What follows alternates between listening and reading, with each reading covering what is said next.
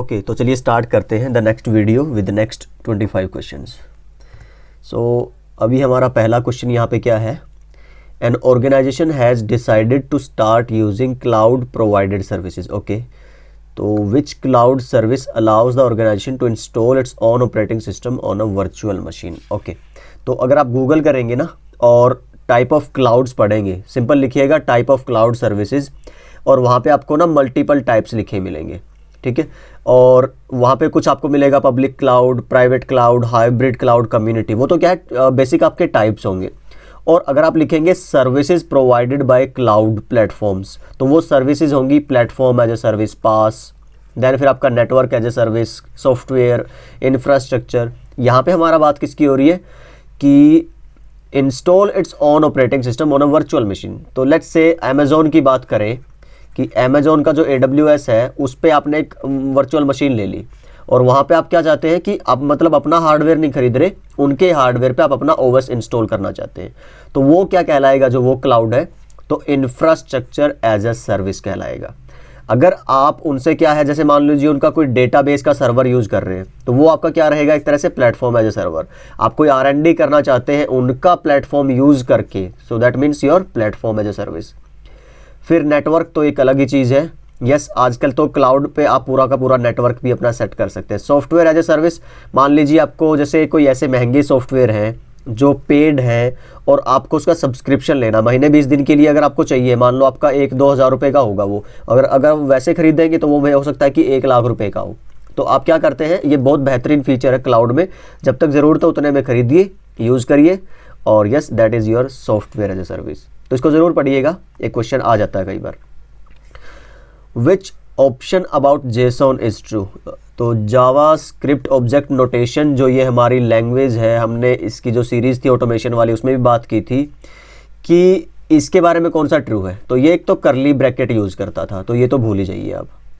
Structured data use करता है जिसमें एरे, ऑब्जेक्ट्स एंड एरेज होते हैं। यस, एक तो ये सही है, तो एक ही पूछा है हमसे शायद। स्टोरिंग इन्फॉर्मेशन, नहीं, इन्फॉर्मेशन नहीं स्टोर करता। मोर वर्बोज देन XML, वर्बोज का मतलब होता है कि वर्बल ज़्यादा हो, जो लेंथी, जिसमें वर्ड्स ज़्यादा हो। नो, ये भी गलत है। तो yes, B is your right answer. Which type of address is the public IP address of a net device. अभी यहाँ पे नेट डिवाइस मीन्स किसकी बात हो रही है, ये कस्टमर या क्लाइंट साइड की बात हो रही है, अगर आप एक रेफरेंस समझने की कोशिश करेंगे तो, ठीक है। तो नेट के केस में जो आपकी पब्लिक IP है वो क्या कहलाती है, सोचिए ज़रा। मान लीजिए ये आपका राउटर है जहाँ पे आपने ISP से कनेक्शन लिया हुआ है, और ये आपका प्राइवेट साइड है, ये आपका क्या रहेगा, इनसाइड लोकल, और ये आपका क्या बनता है, inside global.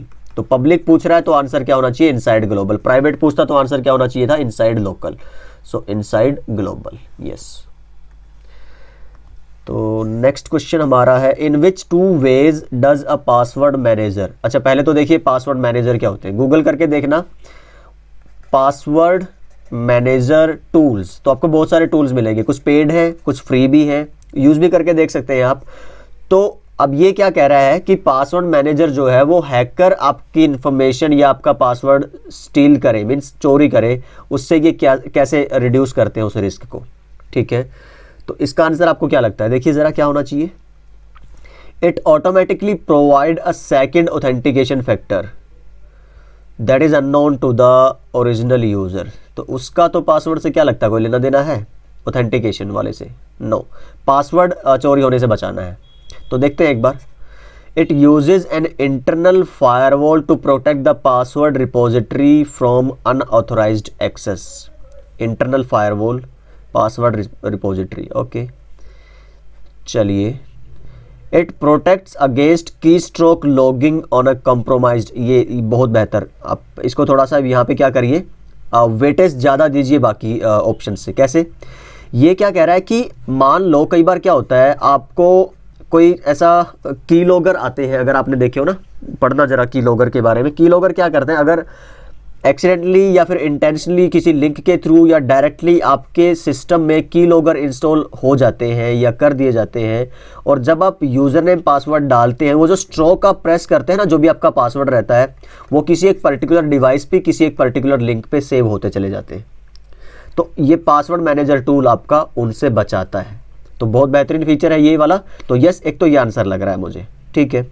It stores the password repository on the local work station with built in antivirus. I don't know. It encourages user to create stronger password. तो थोड़ा अजीब लगेगा, but according to me this should be the answer, C and E. तो yes, C and ई। आप इसको try करना, अगर हो सके कि इससे बेहतर आंसर आपको मिले तो अकॉर्डिंग टू मी ये होना चाहिए आंसर इसका, C and E. Okay, what is the primary purpose of a first hop redundancy protocol? FHRP जो है क्यों बनाते हैं? अब आपको पता होगा, सिंपल, वो एक गेटवे प्रोवाइड करवाते हैं, virtual gateway. It allows directly connected neighbours to share, no ऐसा कुछ है ही नहीं। Allows a router to use bridge properties, multiple loop का कोई लेना देना नहीं है यहाँ पे। राउटिंग फेलियर्स रिड्यूस करता है, नो बॉस, कोई ऐसा है ही नहीं सीन। रिड्यूसेस राउटिंग फेलियर, अच्छा पूरा पढ़ लेते हैं एक बार जरा। राउटिंग फेलियर का मतलब वो ये भी हो सकता है कि हाँ जी, वो लिंक फेलियर जो बैकअप के लिए काम करता है ना, एक एक्टिव और स्टैंड बाई, तो यस ठीक है। By allowing layer 3 load balancing between OSPF neighbours that have the same link metric, no boss. चलो इसको थोड़ा सा अभी होल्ड करते हैं। Reduces routing failures by allowing more than one router to represent itself as the default, yes brilliant. तो यही तो एक फंक्शन है जो हम करते हैं यूज, जिसके लिए हमें HSRP VRRP की जरूरत पड़ती है। मीन्स एक से ज्यादा राउटर अपने आप को बोलेंगे कि मैं गेटवे हूं, मीन्स एक डाउन होगा तो दूसरा एक्टिव बन जाता है। मीन्स आपको इंटरनेट चलाने में कोई दिक्कत नहीं आएगी, चाहे एक राउटर जो मेन था वो अगर डाउन भी हो जाए तो आप पहले जो यहाँ से इंटरनेट यूज कर रहे थे ऑटोमेटिकली शिफ्ट कहाँ हो जाएगा, दूसरे वाले राउटर पे। तो यस, इसका डी होना चाहिए आपका।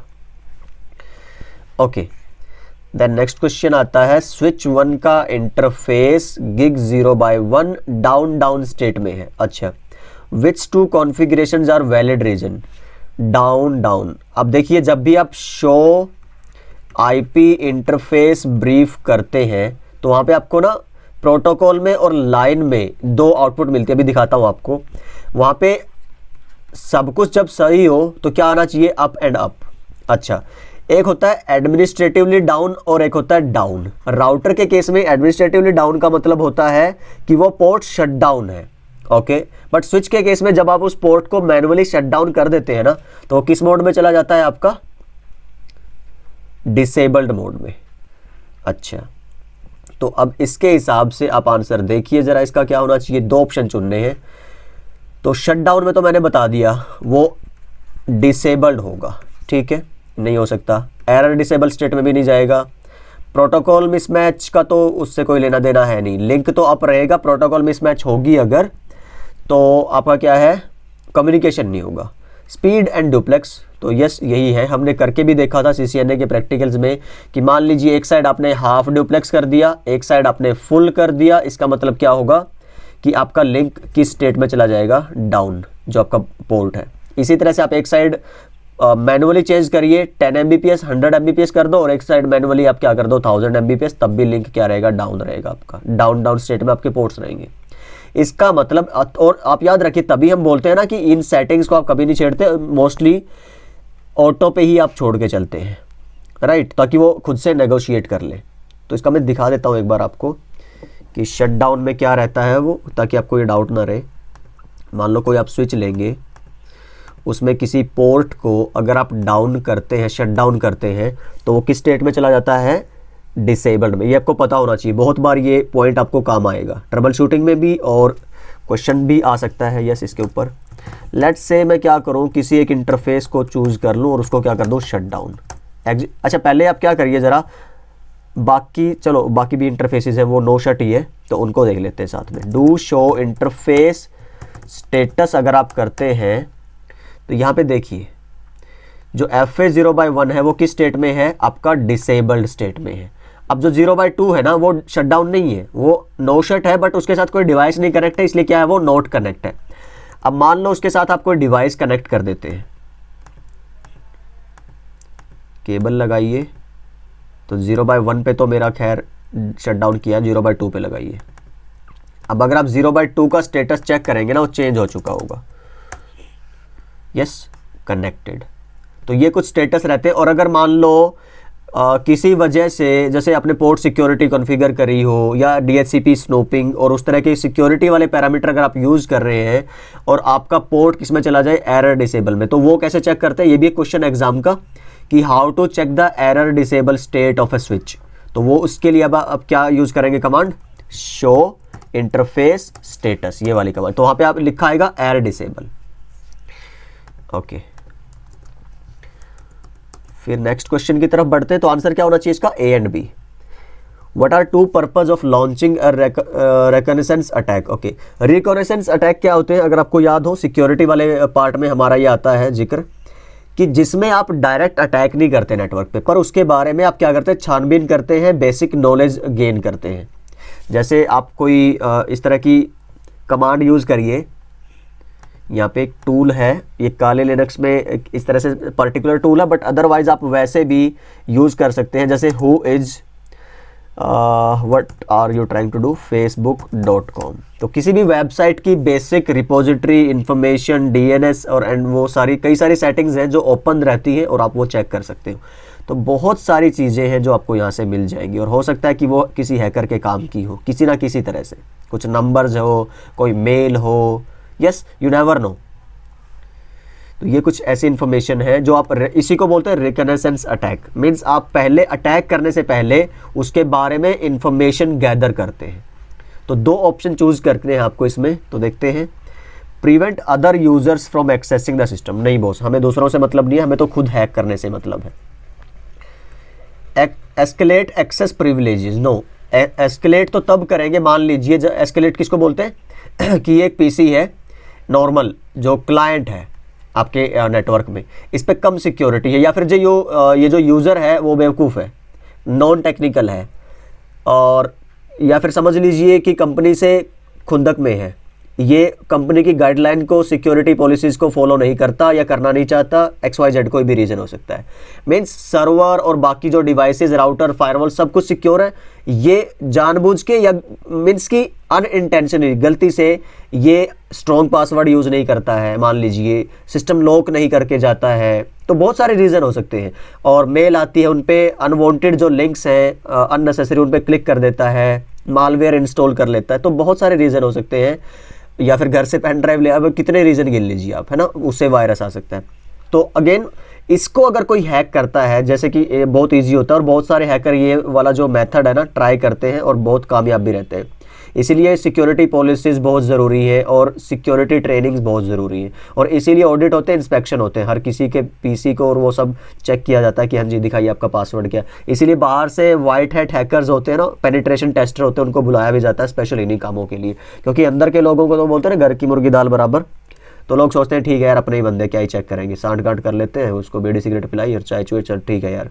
लेकिन बाहर के लोग आते हैं तो उनका थोड़ा सा एक दबदबा सा रहता है कि ठीक है यार, बाहर से यार रेपुटेशन का ख्याल है, इंक्रीमेंट भी करवाने सब कुछ है। तो अब वो लोग क्या है, उस चक्कर में थोड़ा सा अच्छे से काम करते हैं, सारे फॉलो करते हैं रूल्स और पॉलिसीज़ वगैरह उस तरह से। तो एनीवे क्वेश्चन यहाँ पे क्या है हमारा, कि एस्केलेट किसको बोलते हैं। मान लीजिए हैकर ने इसको हैक किया, अब ये नेटवर्क का पार्ट बन गया। अब वो धीरे धीरे क्या कर सकता है, इसकी प्रिविलेज एक्सेस को बढ़ा के, पहले क्या था, नॉर्मल एक क्लाइंट था जो कुछ एक एरियाज तक, कुछ एक डिवाइसेस को एंटर कर सकता था या यूज कर सकता था। अब वो इसकी प्रिविलेज परमिशन बढ़ा के इसको एडमिन के लेवल तक की भी परमिशन दे सकते हैं। Yes that happens. और वो आप एथिकल हैकिंग वगैरह जब पढ़ेंगे सीखेंगे तो उसमें ये सारे जिक्र आते हैं आपके। तो ये भी नहीं है हमारा इसका part, to gather information about the network and devices.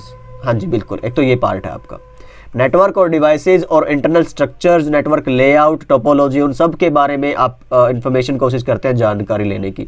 किसी एम्प्लॉय का आईडी नंबर मिल जाए, आपको मोबाइल नंबर मिल जाए, आपको उसकी ईमेल आईडी मिले, आपको कोई आईपी पता चल जाए किसी इंटरनल नेटवर्क की, कोई मैक एड्रेस आपको पता चले, XYZ कुछ भी जो आपके काम का हाथ लगे, वो कोशिश रहती है रिकॉग्निसेंस अटैक की।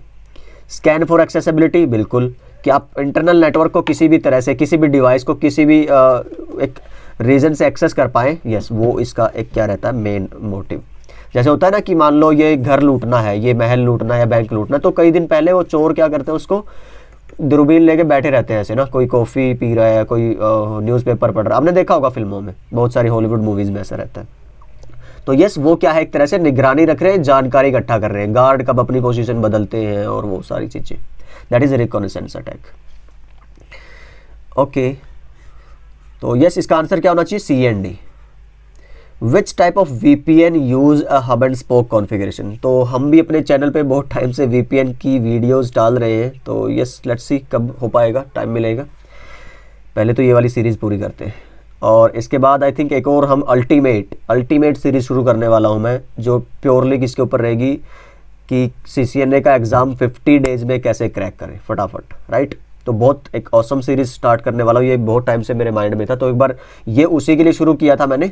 पर ये एक तरह से मान लो कि ग्राउंड होमवर्क है, प्रिपेयर हो जाएंगे और इस वाले सीरीज़ में आपको पता चलेगा आंसर्स अटैम्प्ट कैसे करने हैं और फिर बहुत सारे क्वेश्चन और आंसर्स आपको, चलिए ठीक है वो तब बाद में बात करेंगे, वीडियो बहुत लंबी हो जाएगी अदरवाइज। तो VPN का क्या है कॉन्सेप्ट आपको पता होगा, पब्लिक नेटवर्क में आप प्राइवेट डेटा कैसे भेजें, उसके लिए इंक्रिप्शन यूज़ करते हैं और वो इंक्रिप्शन बहुत तरह की IPsec भी होती है, SSL वाली भी होती है एंड ऑल। तो क्वेश्चन यहाँ पे वो नहीं है, क्वेश्चन ये है कि VPN के कई सारे टाइप होते हैं, लेकिन हब एंड स्पोक की कॉन्फ़िगरेशन आपको कौन सा VPN देता है जिसमें आप फुल मैश क्रिएट कर सकते हो। तो हमेशा याद रखना हब एंड स्पोक का मतलब क्या है कि मान लीजिए ये आपकी कोई हेडक्वार्टर की ब्रांच है और इसकी एक ब्रांच 1 यहाँ पे है अलग सिटी में, दिल्ली में थी मान लो, एक बेंगलोर में है, एक चंडीगढ़ में है और ये कहाँ पे आप एक मुंबई में है। इसको ऐसे जुड़ना है हर जगह से और तीनों के बीच में VPN की टनल क्रिएट करनी है। तो ये है आपका हब, जो आपका सेंट्रल सर्वर, सारे डेटा यहाँ से एक्सेस करने हैं इन वाले जो आपके ब्रांचेज हैं। तो यहाँ पे VPN की जो टनल्स बनेगी इसको बोलते हैं DM VPN, dynamic multi point virtual private network. तो आपका आंसर क्या रहना चाहिए इसमें, DM VPN। ओके, एग्जिबिट को देखिए। ओके, स्विच रिबूट होता है और सारे राउटर्स रीएस्टेब्लिश करते हैं OSPF एडजेसेंसीज, तो which will become the new DR and BDR। Okay, तो नया DR एंड BDR कौन बनेगा, तो या फिर क्वेश्चन यही मान लीजिए सिंपल कि DR एंड BDR कौन है। तो DR एंड BDR का इलेक्शन क्राइटेरिया अगर आपको याद हो, पहला पैरामीटर क्या होता था आपका, प्रायोरिटी बाय डिफॉल्ट 1 रहती थी। तो इसलिए क्या है, सारे जो डिवाइसेस थे आपके इसको यूज नहीं करते थे अपने सिलेक्शन के लिए। और दूसरी फिर आपकी कौन सी आते थे पैरामीटर, राउटर आईडी। तो इसीलिए बाय डिफॉल्ट जो सिलेक्शन था प्रायोरिटी के बेस पे नहीं था, किसके बेस पे था, राउटर आईडी के बेस पे। अच्छा चलिए देखते हैं फिर अभी हमारे राउटर्स में क्या है। प्रायोरिटी 10 प्रायोरिटी 1, ये तो कम हो गया, बन ही नहीं सकता इनके दोनों के कंपैरिजन में। प्रायोरिटी 1 प्रायोरिटी 10, तो ये भी नहीं, तो ये भी कैंडिडेट है, ये भी कैंडिडेट है। DR BDR में प्रायोरिटी कम होनी चाहिए कि ज़्यादा, तो जिसकी ज़्यादा होगी उसको प्रेफर किया जाता है। 10 सेम होगी। अच्छा अभी राउटर आईडी चेक करते हैं कि भाई इसकी राउटर आईडी क्या है। ये तो इंटरफेस फिजिकल, ये लूप बैक, ये राउटर आईडी आपने मैनुअल कॉन्फ़िगर। जब आपने मैनुअल ही कॉन्फ़िगर कर दी तो उसको फर्स्ट वेटेज, फर्स्ट प्रायोरिटी दी जाती है, तो यही आपकी राउटर आईडी होगी। इसके केस में कितनी राउटर आईडी है आपकी, 4.4। तो यस, राउटर 8 क्या बनेगा आपका, DR, और राउटर 5 आपका क्या बनेगा, BDR। अब देख लीजिए कौन सा ऐसा आंसर है, पहला ही है। ओके, अगला क्वेश्चन हमारे पास है, 2 पाथ हैं आपके लिए, 10 110 नेटवर्क, ठीक है। एक फिजिबल डिस्टेंस 720, फिजिबल डिस्टेंस समझते हैं किसके लिए होता है AIGRP में, सक्सेसर के लिए। आई थिंक हमने पहली ही वीडियो में जिक्र किया था, बिल्कुल पहली ही वीडियो, पहला ही पता नहीं दूसरा क्वेश्चन था। कई सारी चीज़ें मैंने आपको बताई थी, successor, feasible successor and all, ये सारा क्या होता है। ओके, तो 720 और दूसरे का है 8044, ठीक है। मीन्स ये आपकी लोवेस्ट कॉस्ट है, ये आपकी उससे थोड़ी ज़्यादा है। लेकिन आप क्या कह रहे हैं कि आपको 2 पाथ चाहिए डेटा के लिए। बेस्ट पाथ तो है ही है, दूसरा पाथ भी यूज़ करना है आपको, जो आपका फिजिबल सक्सेसर है। तो यस, EIGRP अगर ये OSPF होता तो ऐसा आप नहीं कर पाते, क्योंकि उसमें लोड बैलेंसिंग आप तभी कर सकते हैं जब दोनों पाथ सेम कॉस्ट के हो, मतलब दोनों ही बेस्ट पाथ हो, ठीक है। लेकिन EIGRP में कॉन्सेप्ट आता है वेरिएंस का, यहाँ पे लिखा हुआ है। अगर आप वेरिएंस को EIGRP में जाके मान लो आपने 2 कर दिया, बाय डिफॉल्ट 1 था, सिर्फ बेस्ट पाथ चूज करता था, 2 कर देंगे तो इवन विदाउट बेस्ट पाथ, जो बेस्ट पाथ तो यूज करेगा, इस करेगा, एक और पाथ वो चूज कर लेगा आपका डेटा ट्रांसफर करने के लिए, लोड बैलेंस के लिए, ठीक है। तो yes the concept should be of variance, तो मैक्सिमम नहीं, कॉन्फ़िगरेशन नहीं, तो मुझे तो यही लग रहा है 135 का आपका सी होना चाहिए। ओके, तो कितने आंसर चूज करने हैं अपने को यहाँ पे? What you have two paths one that has, तो लेकिन मुझे बी भी तो आंसर ठीक लग रहा है। Change the configuration so they both have the same feasible distance. Yes, आप मैनुअली भी वैल्यू चेंज कर सकते हैं अगर आपको। चलो मैं थोड़ा सा दिखाता हूँ, पर उसके लिए ना टाइम लगेगा। एक हिंट देता हूँ, पहले वेरिएंस का बता दूँ आपको। यस, इसका पहले तो ये समझ लीजिए कि बी भी आंसर हो सकता है। आप कॉन्फ़िगरेशन करके देखो, अगर आप किसी लिंक पे जाएंगे, उसकी बैंडविड्थ आपको अगर कौन सा फास्ट इथरनेट लिंक है, 100 Mbps है फिजिकल, पर आप उसको लॉजिकली कम और ज़्यादा भी कर सकते हैं। तो यस, अगर आप कॉन्फ़िगरेशन चेंज करें तो तब भी आप फिजिबल डिस्टेंस के साथ खिलवाड़ कर सकते हैं, या फिर कह लीजिए मैनिपुलेशन कर सकते हैं। कैसे रहता है, मान लो मैं कोई राउटर लूँ, जैसे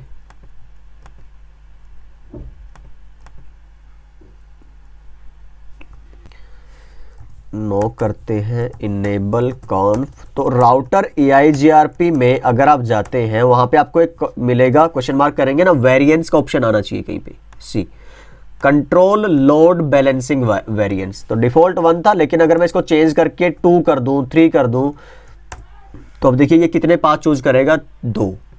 ओके, एक तो ये हुआ। दूसरा, अगर आप इंटरफेस FA0/1 में जाएं एंड IP EIGRP, कैसे चलेगी कमांड आपकी, IP, okay, then it should be, अच्छा करना क्या है अपने को, जस्ट अ सेकंड, तो एक बार देख लेते कर क्या रहे थे हम ना, चेंज द कॉन्फ़िगर, अच्छा हाँ ठीक है। तो मैं बात कर रहा था कि कॉन्फ़िगरेशन जो पैरामीटर्स थे आपके, वो चेंज कर सकते हैं बेस्ट पाथ के लिए। तो कॉन्फ़िगरेशन कैसे, एक डिले की वैल्यू आती थी, बैंडविड्थ की वैल्यू आती थी। अगर आप क्या करें, इसमें कहीं ना कहीं कुछ बैंडविड्थ चेंज करने का होगा। IP नो, EIGRP का तो कोई ऑप्शन नहीं है, यहाँ पे है कोई bandwidth, yes you can see here. तो बैंडविड्थ पे अगर आप जाएंगे तो नॉर्मली जो आपकी 100 Mbps थी, उसकी बैंडविड्थ क्या रहेगी, MB को आप किलोबिट में करेंगे तो दिस वन।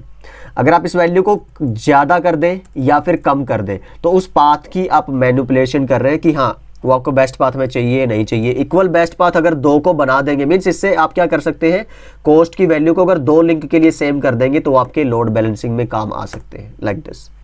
तो यस, ये 2 चीज़ें आप कर सकते थे, कॉन्फ़िगरेशन चेंज करिए या फिर आप वेरिएंस की वैल्यू को चेंज कर दीजिए। Okay, which of the following dynamic routing protocols are distance vector routing protocols. आर पूछा तो एक से ज़्यादा होना चाहिए इसमें, तो वो लिखा नहीं है, चूज 2 या 3। ओके, एनीवे देख लेते हैं। ISIS डिस्टेंस वेक्टर है, no. EIGRP advance distance vector है आपकी, यस। तो एक्चुअली वो है तो ना। OSPF नहीं है, BGP नहीं, वो पाथ वेक्टर है। ओके, RIP यस ये है। तो क्या आंसर लगता है आपको 136 का, B and E। Next question पे चलते हैं। ओके, तो इस फिगर को देखिए, how will switch two handle traffic from VLAN। इस तरह का क्वेश्चन ना बहुत, आपको एक क्वेश्चन मिलेगा ही मिलेगा इस नेटिव VLAN पे। अच्छा, वो कैसे है कि नेटिव VLAN, अच्छा एक और चीज़ मैं कई बार देखता हूँ, अभी कई सारे कमेंट्स आते हैं कि ये जो वीडियो सीरीज़ हमारी है, ये देखने के बाद कि आप एग्ज़ाम दे सकते हैं कि नहीं, उतने प्रिपेयर हो जाते हैं कि नहीं। तो आई डोंट नो कैसे आंसर करूँ मैं इस क्वेश्चन को, पर एक चीज़ समझिए, ये जो मैं वीडियो अभी बना रहा हूँ, ये जो क्वेश्चन 200 300 500 क्वेश्चन रहेंगे, आई एम नॉट सेइंग कि एग्जैक्टली यही क्वेश्चन आने वाले हैं, बट यस ये आए हुए हैं सारे के सारे क्वेश्चन, मैंने उसी में से उठाए हैं जो लोगों ने शेयर किए कि हाँ जी ये क्वेश्चंस आपके, और जो हमें मिला है कंटेंट ऑनलाइन इधर उधर से, ठीक है। तो बट आई डोंट गारंटी कि इन्हीं में से आपका सारा क्वेश्चन आ जाए। हो सकता है कि आपका 20% आए, 50%, आपकी दिन अच्छा है तो हो सकता है 80% भी आ जाए इनमें से। बट आपको आंसर करने कैसे हैं, क्वेश्चंस अटेम्प्ट कैसे करने हैं, वो एक ज़्यादा मेरा मोटिव है यहाँ पे। तो यस ये है उसके बारे में थोड़ा सा। और बाकी रही एग्ज़ाम क्लियर करने की बात, अगर आपने दोनों सिस्को की ऑफिशियल बुक्स अच्छे से पढ़ी हैं, उसकी एक्सरसाइजेज की हैं आपने, और इनफ प्रैक्टिस थ्योरेटिकल वे में, क्योंकि देखिए अभी क्वेश्चन कैसे आने वाले सारे CCNA के एग्जाम में, थ्योरेटिकल। तो थियोरी पे ज़्यादा फोकस करेंगे। एंड यस, अगर आप चाहते हैं कि ये वीडियोज से आपका एग्ज़ाम क्लियर हो जाए तो बॉस उसके लिए तो मुझे बहुत सारी वीडियोस बनानी पड़ेंगी, क्योंकि बहुत सारे क्वेश्चन आपको अटेम्प्ट करने हैं, बहुत सारे क्वेश्चन सीखने। जब आपके पास 2-3 हज़ार क्वेश्चन आप कर चुके हो ना, तो तब आप अपने आप को मानना कि हाँ यार मैं इनफ प्रिपरेशन कर चुका हूँ। और इसीलिए मैं हमेशा सजेस्ट करता हूँ, मान लीजिए आपने आईपी का एक चैप्टर पढ़ा, मैं आपको बता रहा हूँ कैसे तैयारी करनी है एक ज़बरदस्त तरीके से। अगर आपको कॉन्फिडेंट होना कि हाँ यार मैं पहली बार में निकाल लूँगा, एक चैप्टर उठाइए, ऑनलाइन जाइए, IP addressing questions, tough question, simple question, exam question, interview question, जितना जो भी मटेरियल मिलता है ना, 1 घंटा लगे, 2 घंटे लगे, 5 घंटे लगे, आईपी के रिगार्डिंग जितने भी क्वेश्चन है सारे के सारे पढ़ डालिए, उसको कॉपी पेस्ट करिए, सीखिए, अपने उसमें नोट्स बना के रखिए, कुछ भी करिए। नोट्स बनाएंगे, लिखने में तो ज़्यादा टाइम लगेगा, बट कॉपी पेस्ट करके आप यहाँ पे रख सकते हैं अपने वर्ड डॉक्यूमेंट में। तो यस, इस तरह से अगर आप सारे डॉक्यूमेंट को सारे के सारे टॉपिक्स को कवर करते हैं ना, तो आपको कौन रोक सकता है फिर। ये तो हुए इस तरह क्वेश्चन। फिर आपके ये जो टोपोलॉजी बेस्ड क्वेश्चंस हैं, इनके लिए आपको अपना बेस जो बोलते हैं ना, कॉन्सेप्ट्स जो हैं वो बहुत स्ट्रॉन्ग करने पड़ेंगे सारे के सारे। क्योंकि इस तरह के क्वेश्चन आप देखेंगे, ये भले ही एग्जाम थ्योरेटिकल हो गया है, लेकिन इनमें इस तरह के क्वेश्चन तो आ ही सकते हैं ना, ये थ्योरी का ही तो क्वेश्चन है। पर ये किसके ऊपर बेस्ड है? आपके सीसीएनए के कॉन्सेप्ट्स के ऊपर, प्रैक्टिकल्स के ऊपर। अब जैसे इसी क्वेश्चन को ले लीजिए, अगर आपका नेटिव वीलेन का कॉन्सेप्ट अच्छा नहीं, आपको पता ही नहीं है नेटिव वीलेन क्या है, और अगर मान लीजिए आपने इस तरह से नेटिव वीलेन का मतलब क्या होता है, जैसे मैं यही से अटेम्प्ट करने की कोशिश करता हूँ, एक ऐसा फ्रेम आया जिसमें वीलेन 20 हो ही नहीं सकती कभी, क्योंकि वो क्या है, नेटिव है, अनटैग्ड आता है उसका तो ट्रैफिक। तो जब वीलेन 10 का डेटा आएगा स्विच 1 के पास, ओके, तो यहाँ पे नेटिव वीलेन कौन सी है आपकी, 20 है, यहाँ पे नेटिव वीलेन कौन सी, 200। और प्रोडक्शन एनवायरनमेंट में मैंने हमेशा बात की है, ये कभी भी आपको नहीं करना है। एक ट्रंक लिंक पे नेटिव वीलेन अगर एक साइड 20 है तो दूसरे साइड भी 20 होनी चाहिए, एक साइड 200 है तो दूसरे साइड भी 200 होनी चाहिए। नहीं तो क्या होगा, दोनों वीलेन्स एक सिंगल ब्रॉडकास्ट डोमेन में कन्वर्ट हो जाएंगी, ठीक है। तो कोई फायदा होगा नहीं उससे, आपका बहुत सारे अनएक्सपेक्टेड रिजल्ट्स मिलेंगे आपको। तो इसका आंसर क्या होना चाहिए, अब क्या लगता है कि वो भेजेगा इधर या नहीं भेजेगा? तो देखिए, वो डेटा को ब्लॉक नहीं करेगा, डेटा भेजेगा उधर, लेकिन किस वीलेन को, 200 को। आपको जहां भेजना है ना वहां नहीं भेजेगा, ये चीज ध्यान रखिए, राइट। तो आपका प्रॉपर कम्युनिकेशन नहीं होगा।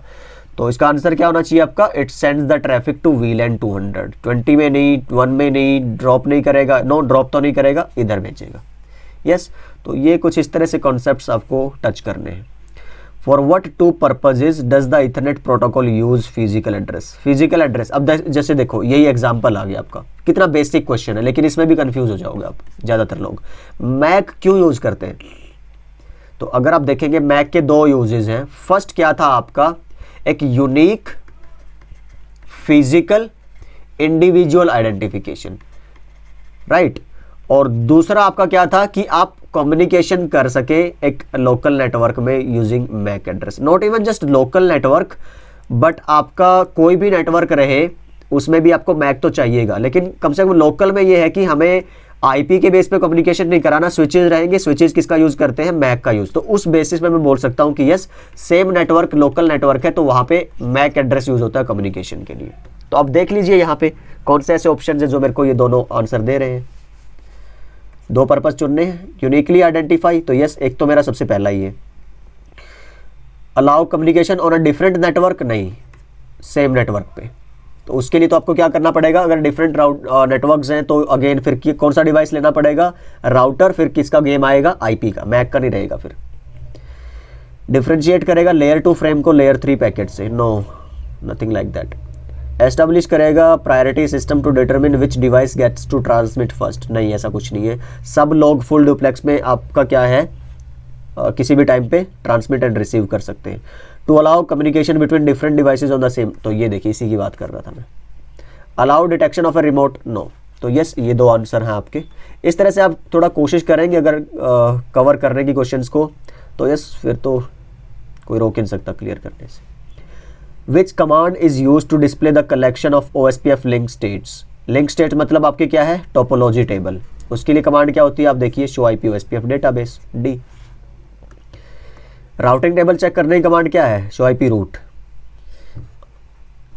और आपकी नेबर टेबल चेक करने की command show IPOSPF neighbour. Interface की आपको डिटेल चेक करनी है तो कमांड शो IPOSPF इंटरफेसेस। आपको चेक करना है आपकी राउटर आईडी क्या है तो शो IP प्रोटोकॉल्स। आपको चेक करने हैं टाइमर्स तो शो इंटरफेसेस FA 0/1 या 0/2 जो भी आपका नंबर है तो वहाँ पे आपको टाइमर की वैल्यूज मिल जाएगी। आपको चेक करना है MAC address, again show IP show interface का number and yes enter.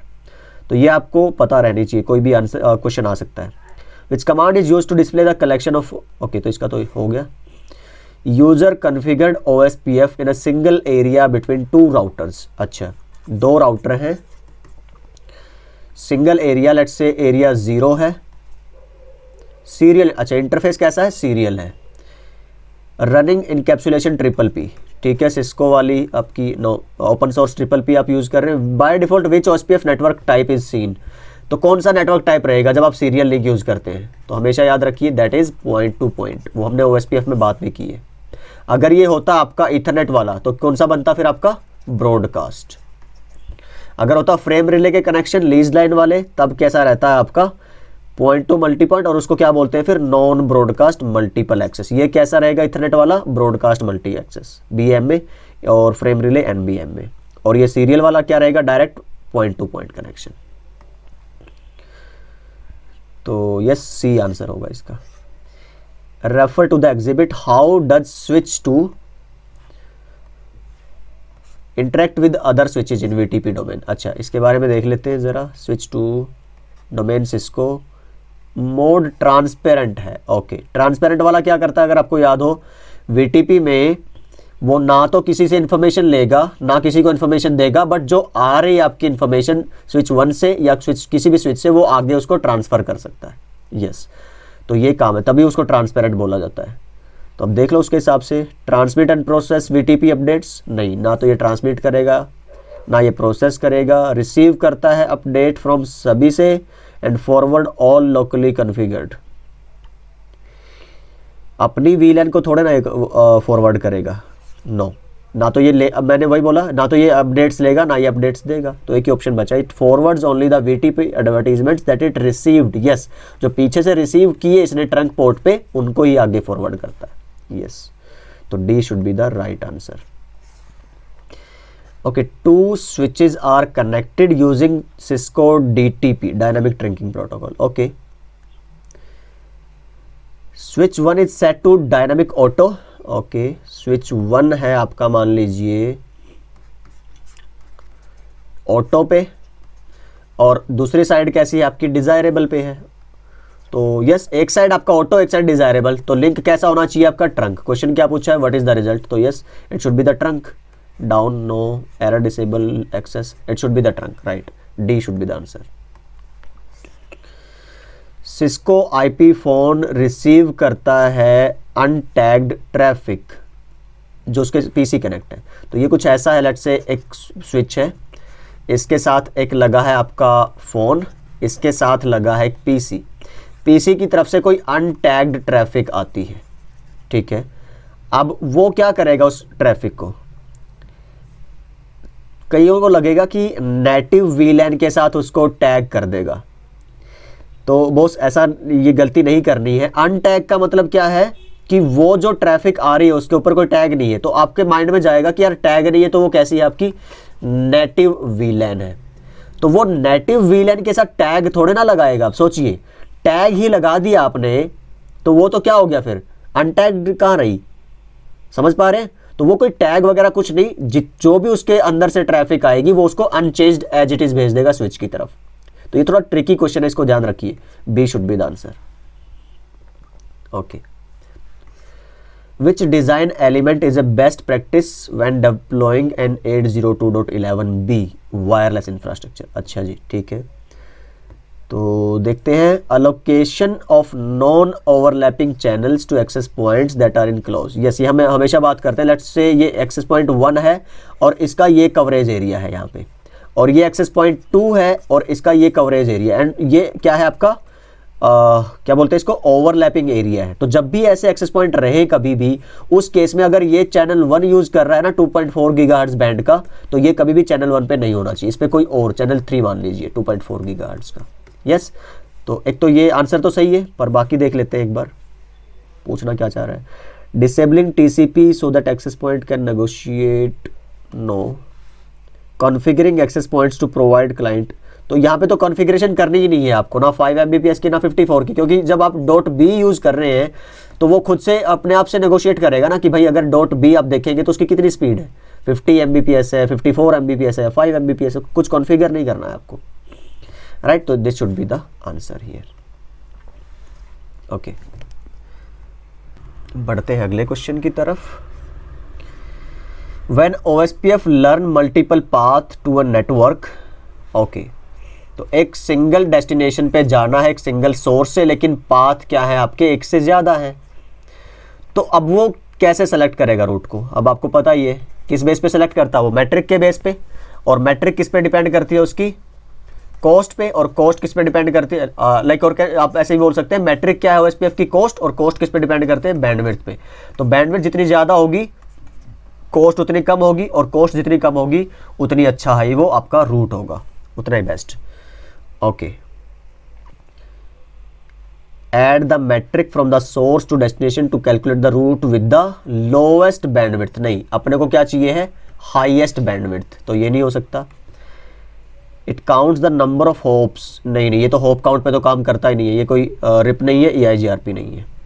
Divides the reference bandwidth of 100 Mbps by the actual bandwidth, so yes यही उसका फॉर्मूला है, 10⁸ बाय बैंडविड्थ या फिर 10⁻² बाय बैंडविड्थ इन Mbps। अगर आप 10⁸8 बाय बैंडविड्थ करते हैं तो वो बिट पर सेकंड में रहता है, अगर आप 10⁻² करते हैं तो वो बैंडविड्थ इन Mbps रहता है। तो यस यही एक 100 Mbps को आप रेफरेंस यूज करते हैं to calculate the route with the lowest cost. Yes ये सही लग रहा है मुझे। अगला देख लेते हैं, multiplies the active K values, तो के वैल्यू तो EIGRP में यूज करते हैं, so C should be your right answer. When a floating static route is configured, floating static समझते हैं, जब मान लीजिए आपको एक OSPF कॉन्फ़िगर कर रखी है आपने राउटिंग प्रोटोकॉल, तो सारा कॉन्फ़िगरेशन सारी कम्युनिकेशन उसी से होनी है, लेकिन वर्स्ट केस सिनेरियो में आप एक दो रूट क्या है अपने बेस्ट ऐसे चुन के रखते हैं कि अगर OSPF का पूरा नेटवर्क भी डाउन हो ना, तो स्टैटिक राउटिंग के थ्रू आपको कोई ना कोई रूट जरूर मिले जो आपने खुद से कॉन्फ़िगर किया है मैनुअली रूट। पर अगर आप देखेंगे इसमें गड़बड़ क्या होगी, OSPF की AD वैल्यू कितनी है 90, स्टैटिक की AD वैल्यू कितनी है 1, तो ये तो सेलेक्ट होगा ना हमेशा बेस्ट, तो OSPF का रूट तो सेलेक्ट ही नहीं होगा कभी, तो ये तो मेरे को चाहिए नहीं। इसलिए हमेशा हम क्या करते हैं, जब भी ये दो रूट मेरे को कॉन्फ़िगर करने हो OSPF के साथ स्टैटिक, तो मैं उसकी AD वैल्यू चेंज कर देता हूँ स्टैटिक वाले की। और चेंज कैसे करूँगा, ज़्यादा या कम, ज़्यादा कर दूंगा, क्योंकि प्रेफर कौन सी होती है लोअर। तो आप क्या करें, OSPF वगैरह सब चला रखा है, बट स्टैटिक में आप ऐसे करिए IP रूट, लेट्स से आपको ये एंट्री डालनी है कोई भी, यहाँ पे बस आपको क्या कर देना है AD वैल्यू में उसकी वैल्यू को, जैसे OSPF 90 कितना था 110, तो ये आप क्या कर दो 125 कर दो, 115 कर दो, इस तरह से। तो ये रूट तभी यूज होगा जब OSPF का मेन पाथ डाउन होगा, तो ये तब क्या करता है बैकअप पे आपको एक इमरजेंसी लिंक कनेक्टिविटी प्रोवाइड करवाएगा। तो यस ऐसा आप यूज करते हैं जनरली, बहुत सारे नेटवर्क्स में आपको मिलेगा ऐसा। अब देखिए इसके हिसाब से कौन सा आंसर होना चाहिए आपको, AD higher on the primary route, नहीं प्राइमरी रूट किसका हुआ आपका OSPF वाला ना, तो वो कैसी होनी चाहिए आपकी लोअर होनी चाहिए AD हमेशा, राइट। डिफॉल्ट इंफॉर्मेशन ओरिजिनेट, नहीं ये अलग कॉन्सेप्ट है। Floating static route must have lower admin than the primary route, no lower नहीं हायर होनी चाहिए, हायर एडमिन, तो yes D should be the right answer. 47 पे चलते हैं, a user configured OSPF and advertise the gig in OSPF, okay. तो कोई gigabit का इंटरफेस है आपका, इथरनेट हुआ ना फिर वो, ठीक है। Which of OSPF network does this interface belong to, तो ये हम बात कर चुके हैं। जब भी इथरनेट का नेटवर्क आते हैं वो कौन से में आते हैं आपके ब्रॉडकास्ट मल्टी एक्सेस में, okay. Which attribute does a router use to select the best path when two or more different routes to the same destination exist from two different routing protocols? तो याद करिए AD value का concept ही क्या था कि router के पास जब एक से ज़्यादा राउटिंग प्रोटोकॉल के रूट्स हैं, मीन्स ज़्यादा बेस्ट पाथ्स हैं, तो किस बेस्ट पाथ को चुनेगा, जो लोअर AD वैल्यू वाला होगा। तो क्या आंसर होना चाहिए इसका, एडमिनिस्ट्रेटिव डिस्टेंस। राउटर ए लर्न करता है सेम रूट डिफरेंट नेबर से, दो डिफरेंट नेबर से। अच्छा, एक नेबर बोल रहा है OSPF हूँ और एक नेबर बोल रहा है मैं EIGRP का राउटर हूँ, ठीक है। What is the administrative distance of the route that will be installed. अच्छा, अब EIGRP की वैल्यू कितनी है AD की 90, OSPF की कितनी है 110। तो कौन सा बेस्ट हुआ, लोअर वाला क्या हायर वाला, विद लोअर AD। तो EIGRP का रूट इंस्टॉल होगा आपकी राउटिंग टेबल में, OSPF का नहीं होगा। तो जो रूट इंस्टॉल हुआ है राउटिंग टेबल में उसकी AD कितनी हुई, फिर 90 तो हुई EIGRP वाली। ओके, ये क्वेश्चन है जो बहुत बेसिक है, लेकिन बहुत सारे लोगों को इसमें कन्फ्यूजन रहती है, आई डोंट नो व्हाई। या तो इनिशियली बेसिक्स जब आप पढ़ते हैं राउटिंग के तब इस पॉइंट को नेग्लेक्ट या इग्नोर कर देते हैं, पर हमेशा याद रखिए आपकी AD, आपकी मैट्रिक, आपकी कोस्ट, ये सब कुछ बाद में आता है। सबसे पहला जो आपका राउटिंग फॉरवर्डिंग का रूल है ना, वो है LPM, लॉन्गेस्ट प्रीफिक्स मैच। इस तरह से सबनेटेड रूट अगर आपके पास बहुत सारे हैं ना, और आपका ये नंबर चेंज है यहाँ पे, मीन्स आपका सबनेट मास्क चेंज है, और जिसका भी सबनेट मास्क सबसे ज़्यादा होगा ना जिस रूट का, वो आपको राउटर वही रूट चूज करके देगा।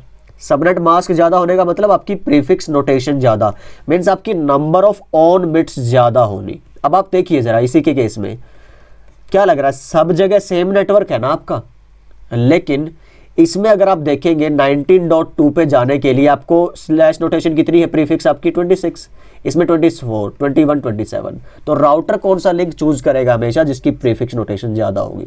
तो आपको कौन सा रूट लेना है, /27 वाला। ओके, तो यस, दिस इज इट। इस वीडियो में इतना ही काफ़ी है। मिलता हूँ मैं आपसे नेक्स्ट वीडियो में, तब तक के लिए सीखते रहिए, सिखाते रहिए और मस्त रहिए। Bye bye.